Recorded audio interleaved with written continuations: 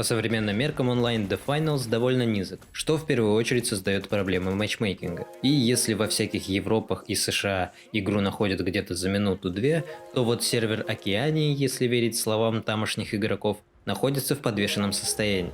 Рейтинг мертв, World Tour мертв, а единственный режим, в котором стабильно находятся игры, это Quick Cash. Если что, это видео не из разряда «игра умирает», «в эмбарк работают идиоты, не умеющие в баланс и маркетинг», играйте лучше в божественную CS2. Блять, какой же комьюнити уёбков нахуй.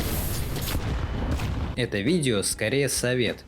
Ведь я не хочу, чтобы лучший симулятор Battle Pass, в который я играл, разделил могилу с бездушными кусками хуйни. Но вот советы в духе «да бля, просто денег в маркетинг вложите, чё вы», я воспринимаю как щитпосты. Это я все к чему. В The Finals есть куча вещей, которые мешают росту аудитории игры, многие из которых даже проблемами назвать трудно. Игра довольно самобытна, а основные игровые режимы здесь сложно назвать интуитивно понятными. Да, это, конечно, не доты, не дедлог, 500 часов задротства лишь для понимания основ здесь не нужно.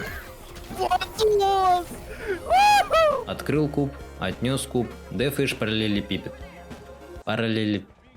Может, кого-то раздражает высокий ТТК, может, стрельба не нравится. Да даже разрушаемость может вызвать сенсорный перегруз. Что происходит, блядь? Да что за хуйня? И если вышеперечисленные проблемы это скорее наоборот продающие фишки игры, то с другой стороны есть одна толстая палка в колесе, которая, как по мне, безжалостно рушит положительное впечатление от игры тем, кто заходит в нее впервые. Это VR-очки. За данную валюту игрок открывает пушки, гаджеты и специализации. Что в этом плохого? В том, что это трата времени. Вот увидел ты в трейлере 4-го сезона Акимбо Диглы и решил чисто ради них скачать игру. Ведь мало что на нынешнем рынке может такое предложить. Call of Duty не считается, потому что Call of Duty это хуйня. В общем, зашел ты в The Finals и... И где мои диглы? А, их надо открыть. Сколько они стоят?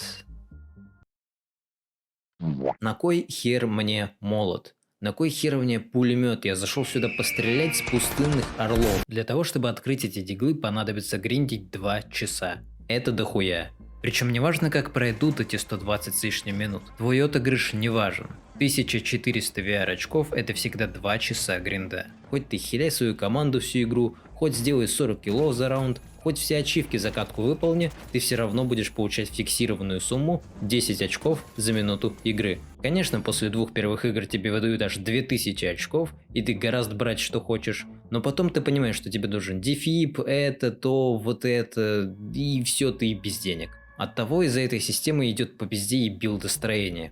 Меч Лайта сам по себе довольно бесполезен. Без дэша или инвиза этой палкой хер кого убьешь. Знаем, проходили. Но не каждому новичку это известно. Он купит меч, отсосет и лишь потом поймет, что ему нужен дэш.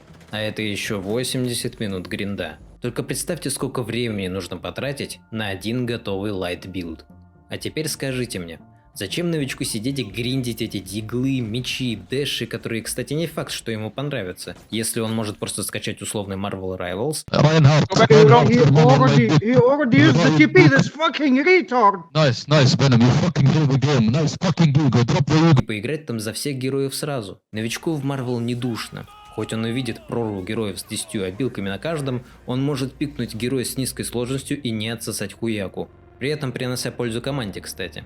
Ему не нужно гриндить 3 часа на Спайдермена, чтобы потом его пикнуть и понять, что это герой для немытых и ебанутых. Он увидит вот эту картинку и эту надпись. Все-таки попробует, отсосет и пойдет пробовать других героев, пока не найдет комфортных для своего плейстайла персонажей. Наверняка, будь в Marvel Rivals такая же анальная прогрессия, как в финалах, я бы в ней надолго не задержался. Если бы в игре были открыты, допустим, Веном, Пенни, Айрон Мэн, Алая Ведьма, Джефф и Луна Сноу, то я бы попробовал каждого из них и удалил бы игру в пизду, потому что вот мои мейны, а вот вышеперечисленные персонажи.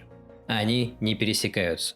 В случае с The Finals такая ситуация вообще не гипотетическая. За лайта у тебя изначально открыты SR-84, М11, за медиума АКМ и револьвер, а за хэвика М60 и молот.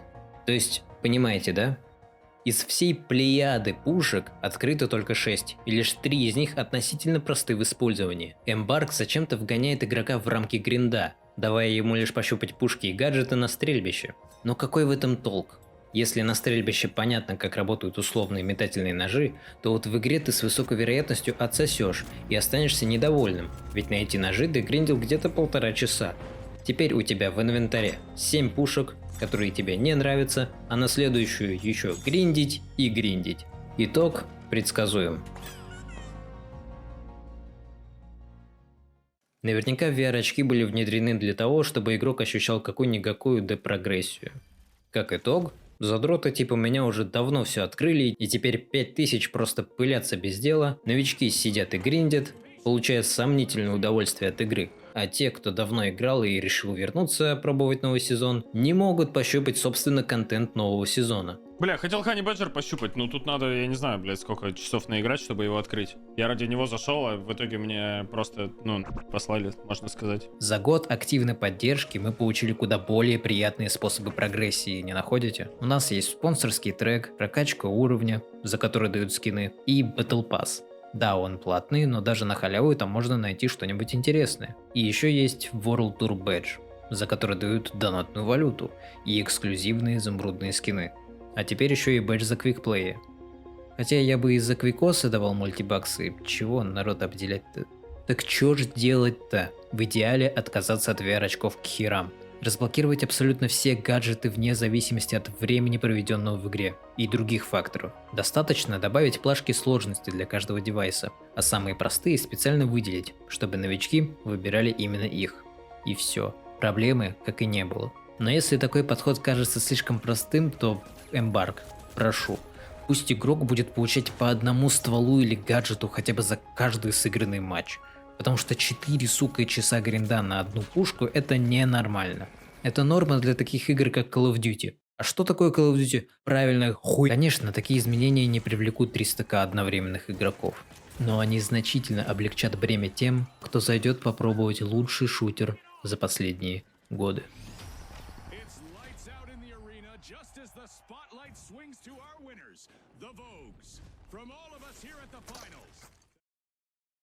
Бля, стоп, они же еще кучу прицелов добавили, на которые тоже нужно гриндить, ёб твою мать.